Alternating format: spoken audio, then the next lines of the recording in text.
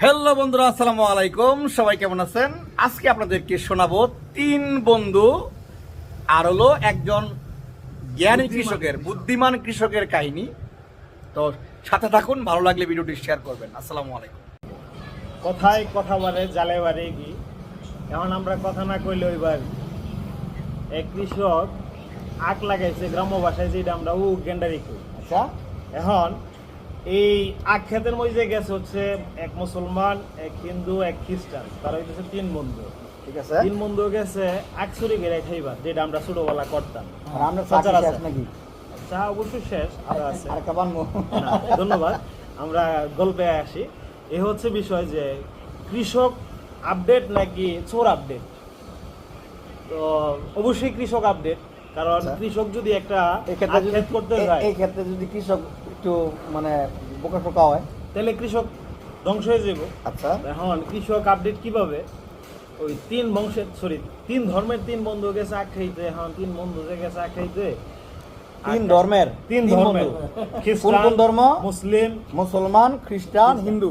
এটা আবার কারো কোনো রকম ওই হেওকেরা বলতেছে না, আচ্ছা। মানে বুঝাইবার জন্য। আচ্ছা, তিন বন্ধুত্ব সবার সাথেই হইতে হ্যাঁ, পারে না, স্বাভাবিক। ধর্মের কোনো বিষয় না। এখন কৃষক হইতেছে মুসলিম ধর্মের। হ্যাঁ, চিন্তা করলো যে তিন বন্ধু হেরা আমার আখ খেত থেকে আখ খাইতেছে, এখন আমি তো একলা হেগোর সাথে কোনোভাবে ফাইরা উঠবো। আচ্ছা, এখন চিন্তা করলো যে যেহেতু আমি একলা, তাদেরকে সাহায্য করার জন্য আমার একটু পথ অবলম্বন করতে হবে অন্যভাবে কি করতে হইব?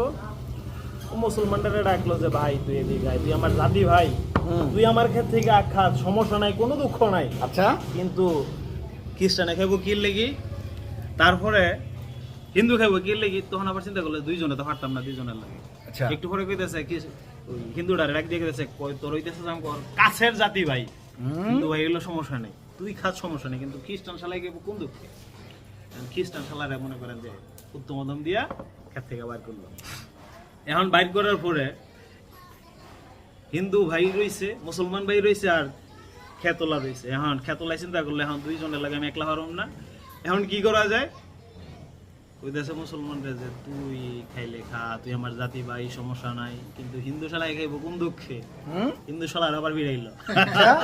তাহলে মোটামুটি কিলার দুইজন, মানে ক্ষেতটায় অলরেডি দুইটা কিলার দিয়ে দিয়ে দিছে, দিছে। মানে ফারতো না দেখা হ্যাঁ, অবলম্বন করছে। দুইটা আউট করছে। একটু আচ্ছা, পরে চিন্তা করলো শালা আমি মুসলমান, তুই আমার আখ ক্ষেত থেকে আখ খাবি, হ্যাঁ। তোরে তো কলিজা। হ্যাঁ, তখন ভালো আমার লাগছে। মুসলমান দিও দিছি। হ্যাঁ।